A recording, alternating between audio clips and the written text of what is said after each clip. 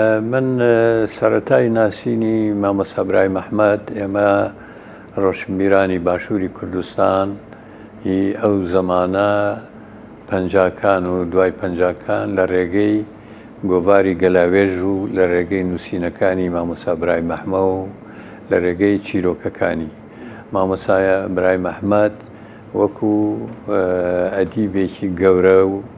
نووسەرێکی گەورە و شاعرێکی گەورە مەسەلەن چیرۆکەکانی کۆمەڵی چیرۆکی بڵاو کردەوە بە ناوی کەرەلۆتی منوچەر لە گۆڤاری گەلاوێژ گەڵێ نووسینی جوانی بەڕێزی هەبوو وەکو بەرەو ڕووناکی کە ئێمە ئەوانەمان هەموو لەبەر کردبوو ئەزبەر کردبوو مەقالەکانی تری دوایی لە سیاسەتە بەتایبەتی دوای شۆڕشی چواردی تەمووز مامۆستا برای مەحمەد و بە سکرتێری پارتی دیموکراتی کوردستان تر وەکو کەسایەتێکی سیاسی کوردپەروەر لە کوردستانی باشوور و هەموو کوردستان هاتە ناسکردن. بەڵام علاقاتی شخصی و تایبەتی پاشەوەی ئێمە لە ساڵەکانی 94 لە ئەوروپا ئەو کاتە من سەرۆکی ئەنیستۆی کوردی بووم لە بەرلین، مامۆستا برای مەحمەد لە لەندەن بوو بۆ چالاکی و سمینیار و کۆنفرانس و کۆڕ و کۆبوونەوەکانی ئەنیستیتۆ زۆر جار داوەتمانە کرد بۆ بەرلین و هات و سەمیناری خۆیەدایان بڵێن وتار و سەمیناری هەبوو. کاتێک کە پەرلەمانی کوردستانی دەرەوەی وڵاتمان دروست کرد، برادرانی برۆکسل منیان هەیئەی من خۆم لە کۆمیتەی ئامادەکاری پەرلەمانی کوردستانی دەرەوەی وڵات بووم، منیان تەکلیف کرد کە پەیوەندی بکەم لەگەڵ کەسایەتی و سیاسەتمەدار و ڕۆشنبیرەکانی باشووری کوردستان تا ڕادێکی ڕۆژهەڵاتی کوردستان. لەو کەسانەی کە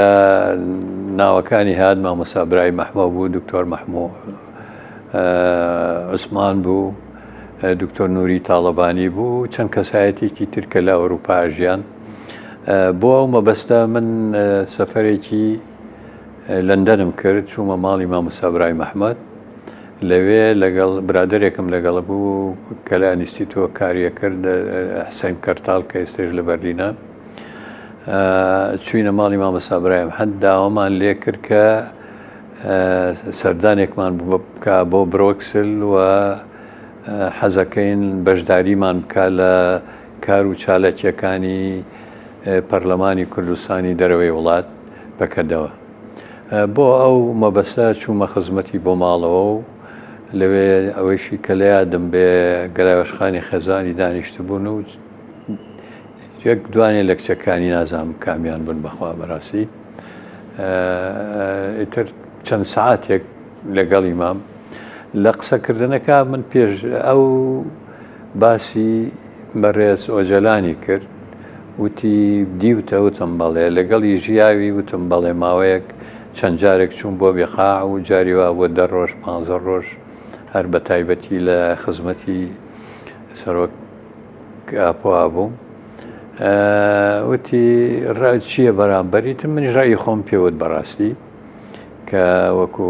قائیدێک، وەکو سەرکردەیەکی کورد، وەکو ڕۆشنبیرێکی گەورە، وەکو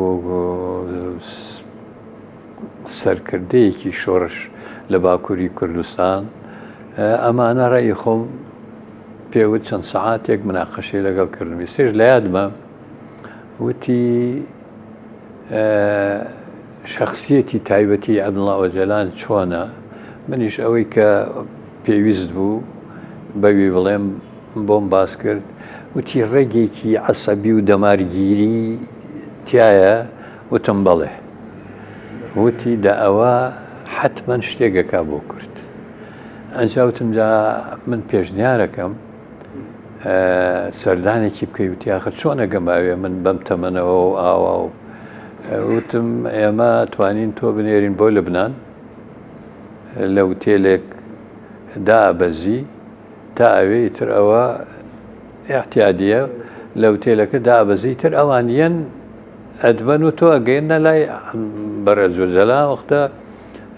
سەرۆکایەتی لە هێن بوو لە بیقاع بوو ساڵی 94 وتی جا ئەمە هەر ئاوە بە ئاسانی وتم خۆیتر لێرە لە لەندەنەوە سوارە بێچیتە بێروت لە بێروت لە تەیارە دابەزیت یەکێگێ کەسێکگێت تۆ وەرەگرن ئەچیتە ناوی ئوتێلەکەیشم پێوت ئەچیتە ئەو ئوتێلە ئیتر تۆ حەق نەبێ وەختێک گەزانی لای بەڕێ زۆر لای وتی لەکوێ وتم لە بیقاع ئەو وەختە منطقەی بیقاعی لوبنانی لەژێر حیمایەی جەیشی سووریا بوو وتم ئاوایە مۆزوعەکە ئەوە فعلان چوو بۆ لای بەڕێز جەلان و کە هاتەوە تەلەفۆنی بۆ کردم وتی حەزەکەم بێ بۆ لەندەن وەڵا کەتر چووم زۆری پێخۆش بوو زۆر یعنی حتا ئەو سپاسی منی کرد کە ئەو ڕێگەیم بۆ هین کردووە چونکە وتی من ئاواتم ئەوە بوو حتا وتی من فەلسەفەی سیاسیم لە ژیانما مەقسەی مامۆستا ئیبراهیم ئەحمە ئەوەیە کە خەباتی چینایەتی و خەباتی نەتەوی تێکەڵ بکەین بۆ ڕزگارکردنی کوردستان و بەهێزی چەکداری وتی کە چوومە لای ئۆجەلان سەیرەکەم ئەو لەسەر ئەمە چەندها پەرتووکی هەیە و ئەو هێزەی کە دروستی کردووە سەر ئەم فەلسەفەیە کە کوردستان ئەبێ خەڵقی ڕەشۆڕوت و گەنج و کچ و کوڕی کورد ئازادی بکەن یاتە زۆر معجیب بوو زۆر سەرسام بوو بە ئەو ژیانەی کە لە ئەکادمی مەحسووم قۆرقمازی بووی زۆر معجیب بوو سەرسام بوو بە سەرۆکایەتی طبعاً کە ڕۆیشتن شاعری گەورەی کوردی باشوور محەممەد ڕەسوڵ هاواریشی لەگەڵ بوو ئیتر لەوێەوە بوو هینێکیان دروست کرده بوو حیوارێک بە ناوی محکەمەی تاریخ و بوو بە پەرتووک بڵاو بووەوە ئەمە سەرەتای ناسینی تر دوای ئەوەیش کە پەرلەمانی کوردستان بوو بە کۆنگرەی نەتەوەی مامۆستا ئیبراهیم ئەحمە هات بوو بە ئەندامی کۆنگرە و لەوێ حتا پێشنیاری ئەوە کرا کە بکرێ بە سەرۆکی کۆنگرە خۆی وتی من تەمەنم هینی یعنی بەهۆی تەمەن و ئەوەوە وەزعی تەندروستیم ئەوە نییە چونکە ئەمە چالاکی زۆری ئەوێ و ئالەم حسابانە ئێمە جا کۆبوونەوەکانی کۆنگرە کە هەر مانگی جارێ یان ماوە کۆنگرەمانە بوو مامۆستا ئیبراهیم ئەحمە ئەهات تر هەواڵی منێ پرسی ئەوە حەمەمین لەکوێیە بابێ پێکەوە بن تەمان لەوێ کە هاتین بۆ کۆنگرە تەوزیعیانە کرد بەسەر ماڵە کوردەکانە ئیتر ئەو حەزیە کرد من لەگەڵ یابم شەودا ئانیشتە من شعری خۆم بۆ خوێندەوە و مامۆستا ئیبراهیم هیچ تەمانەوە شاعرێکی مەشهورە خۆشیاری شیرین بەهارەی مامۆستا ئیبراهیم ئەحمە بووە بە بڵێن داستان و ویردی سەرزمانی هەموو ڕۆشنبیری کورد و بە تایبەتی لە باشووری کوردستان منی شعری خۆمم بۆوە خوێندەوەی تر وەکو هینەڵێ کەیفی بە منە هات